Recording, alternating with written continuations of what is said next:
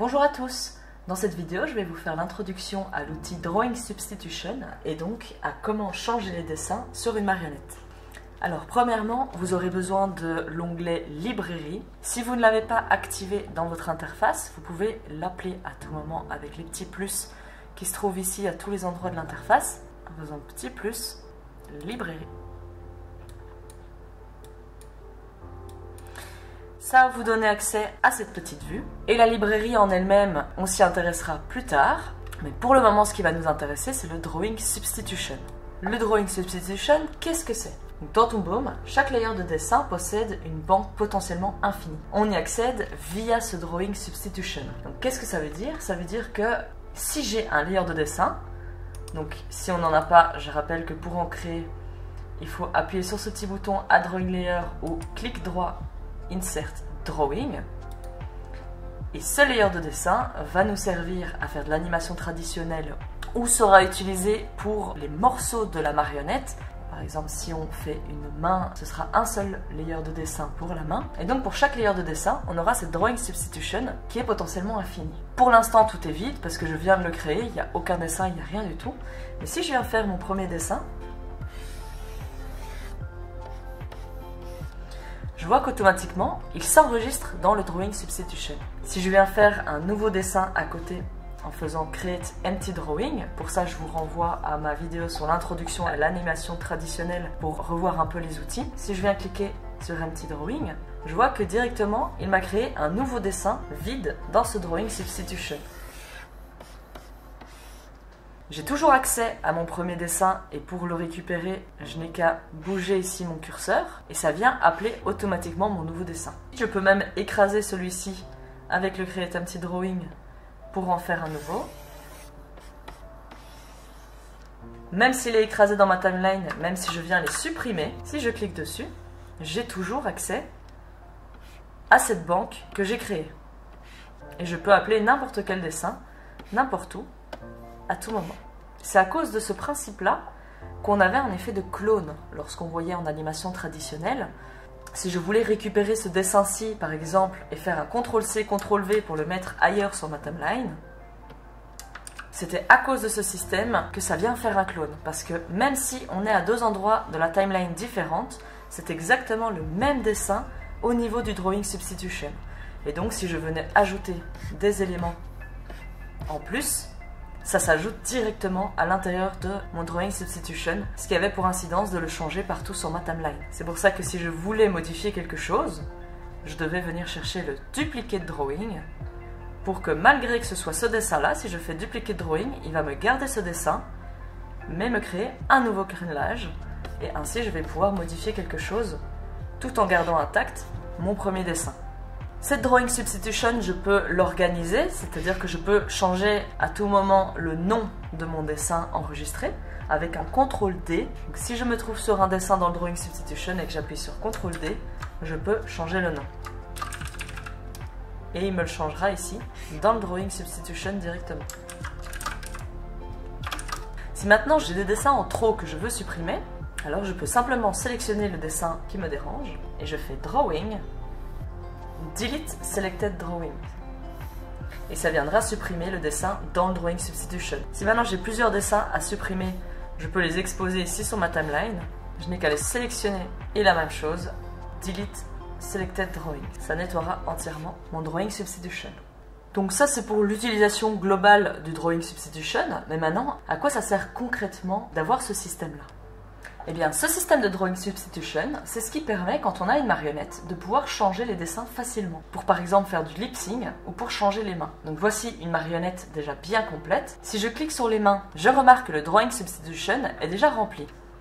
Et donc si je viens changer le crénelage ici, ça va me changer automatiquement la main dans la vue.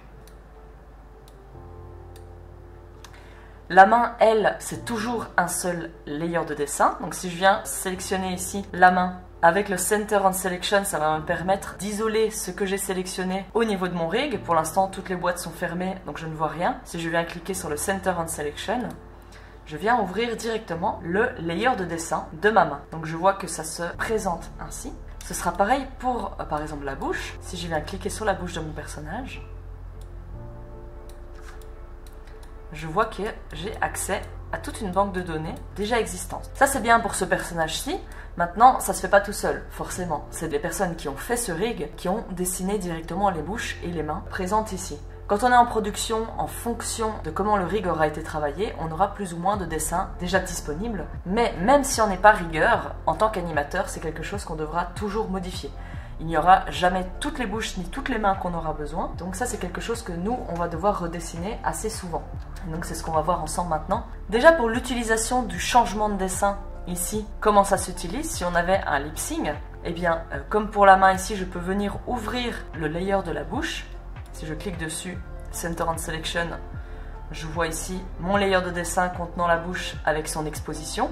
C'est la même exposition tout le long du dessin. Et bien, pour utiliser ce changement de dessin, ça va être exactement la même logique que pour l'animation traditionnelle. C'est-à-dire que j'ai une exposition de dessin tout le long de ma timeline, et puis je n'ai qu'à me promener dans cette timeline et changer le dessin en fonction du besoin, et ça viendra créer une clé d'exposition qui viendra marquer ce changement de dessin.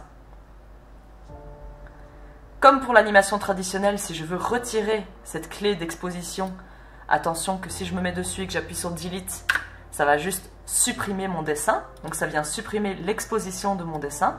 On n'utilise vraiment jamais Delete, que ce soit pour les clés d'animation ou pour les clés d'exposition. On n'utilise jamais le Delete. Si je veux retirer une clé d'exposition, eh bien ce sera comme pour l'animation traditionnelle. Je vais me mettre à l'endroit de cette clé d'exposition et je viens utiliser le Remove Key Exposure qui viendra me retirer proprement la clé d'exposition mais en gardant l'exposition tout le long de ma timeline.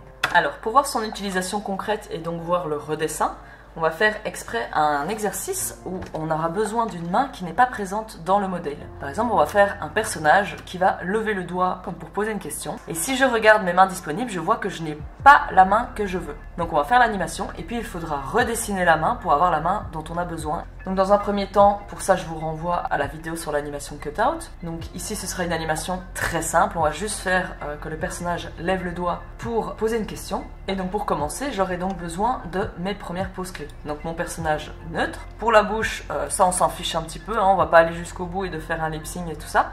On va juste faire le petit mouvement du personnage qui lève le doigt. Donc on aura cette première pose, et puis un peu plus loin, mon autre pose clé.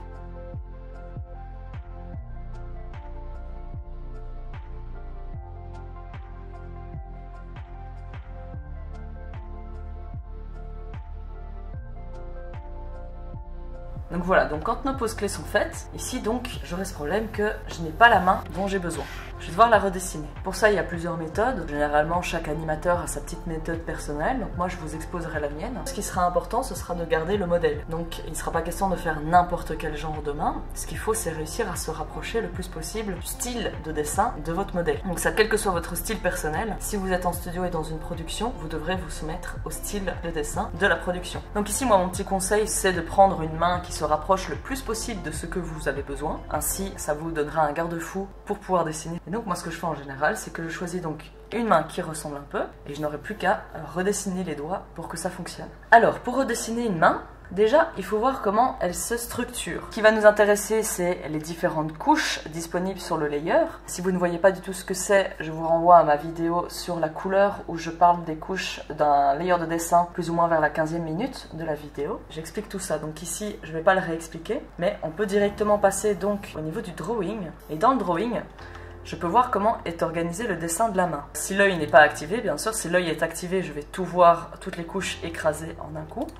Donc sans l'œil activé, je peux aller dans les différentes couches et je vois que la main est organisée ainsi. La façon dont les couches sont utilisées dans un dessin, ça va être important par rapport à la production sur laquelle vous êtes. Si dans la production où vous êtes, on a utilisé les couches d'une certaine façon, c'est important, même si on redessine une nouvelle main, c'est important de respecter la méthodologie de travail au niveau des couches. Pour cet exercice, moi je m'en fous, hein, vu qu'on n'est pas dans une production, pour moi je ne vais pas le suivre. Et ce que je vais faire, c'est que je vais juste utiliser une petite méthode à moi. C'est que au niveau de la caméra, donc en gardant bien cette main affichée, je vais me faire un premier croquis sur le layer le plus au-dessus. Comme ça me permettra de dessiner directement sur cette main. Attention quand vous faites ce genre de choses, assurez-vous toujours bien d'avoir créé un nouveau dessin avec le duplicate drawing. Donc choisissez la main la plus proche et puis cliquez sur le duplicate drawing pour utiliser cette main et faire un nouveau dessin. À partir de là, on peut dessiner notre nouvelle main en croquis en essayant de garder le style de dessin.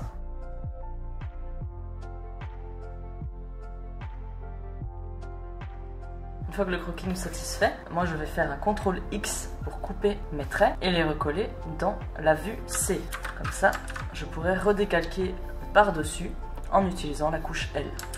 Ici, ce sera important du coup d'essayer d'avoir le même genre de rendu. Si on a des traits 2 fois plus gros que l'original, on verra bien que la main n'a rien à faire dans ce modèle. Donc il faut essayer de se rapprocher le plus possible du tracé original. Pour comment bien dessiner, je vous renvoie à ma vidéo sur le dessin dans Toon Boom. J'explique les différents outils.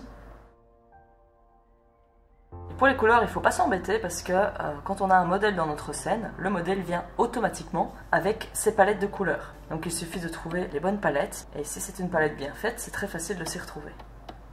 Et donc voilà comment j'ai pu créer une nouvelle main à partir de cette main-ci. J'ai à présent mes 2 poses pour mon animation, et maintenant je vais pouvoir la finir.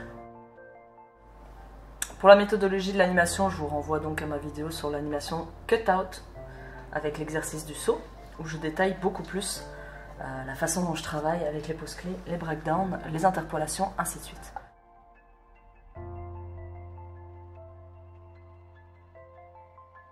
Alors, une fois que notre animation est finie, la façon dont on va faire notre changement de dessin, ce ne sera pas innocent. Dans le sens où, si je viens maintenant sélectionner ma main, le Center on Selection pour arriver au moment où mon dessin change, si je le change n'importe quand, ça va se sentir qu'il y aura une saute dans mon dessin, parce que si je l'avais fait en animation traditionnelle, j'aurais pu réellement faire toutes les étapes de la main qui se transforme. Ici en cutout, le propre du cutout, ça va être d'essayer d'être le plus efficace possible pour redessiner le moins possible. Parce qu'en cutout, on n'a pas le temps de faire une trentaine de mains pour faire le changement de position, ça doit se faire en 2 dessins seulement. Et donc pour pas que ça saute comme ça à l'œil, ce qu'on va devoir faire, c'est que du coup, on va trouver une petite astuce, c'est que tout passera beaucoup mieux quand ça se passe dans du mouvement et quand il y a beaucoup d'espace. Donc ici, je vois que mon personnage fait un grand mouvement.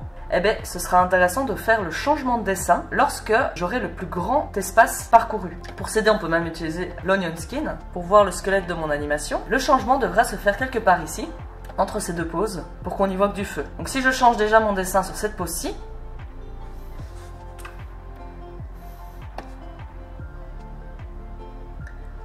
l'œil verra déjà beaucoup moins ce qui se passe. Et on n'aura pas eu besoin de refaire plein de dessins. On a juste toujours nos 2 dessins, sauf que ça passe beaucoup mieux à l'œil en fonction de où est-ce qu'on le place dans notre action.